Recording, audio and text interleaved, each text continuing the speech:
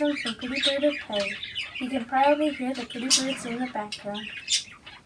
Did you know our English word bead comes from the Middle English word bead, spelled B-E-D-E, which means to pray. The use of beads as a tool for prayer can be dated back to around 200 AD, when the Desert Fathers started using stones to help them keep track of their places as they recited all 150 psalms.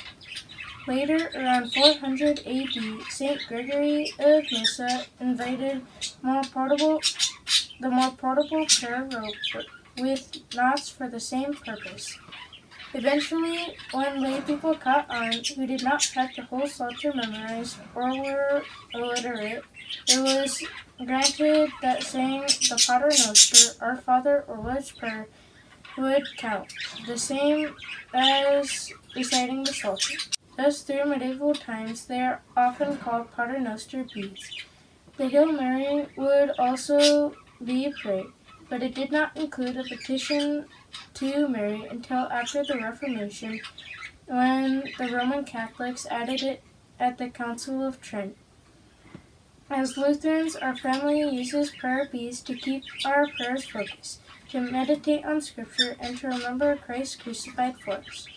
Prayer is an act of worship in which we speak to God from the heart, asking something of Him or thanking Him for His mercies. We pray because God commands us to pray. God promises to hear us. We constantly need His help, and we want to thank Him for His blessings. There are so many ways to pray using prayer beads. You can use them however you like, but here are some tips to get you started. For the crucifix, you can make the sign of the cross and say, in the name of the Father, and of the Son, and of the Holy Spirit, Amen. Or you can also say the Apostles' Creed. And then for the large bead, you can pray the Lord's Prayer, or you can pray a psalm. For the small beads, you can pray the Jesus Prayer, Lord Jesus Christ, Son of God, have mercy on me, a sinner. You can pray for someone or something.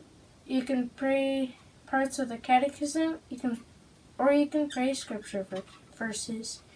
You can also use them with other prayer books.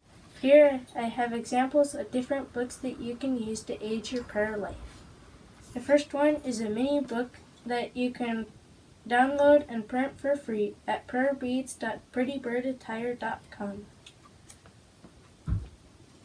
The next book is from Johann Gerhardt, Meditations on Divine Mercy. It has good devotions and prayers that you can use with your beads. Another thing you can do is pray the catechism, or the hymnal also has good prayers that you can use. You can also pray the Psalms in a month by praying 5 Psalms a day. Other good books that you can use are the Lutheran Book of Prayer and Reading the Psalms with Luther. You can also write down your favorite prayers or your own prayers in a notebook.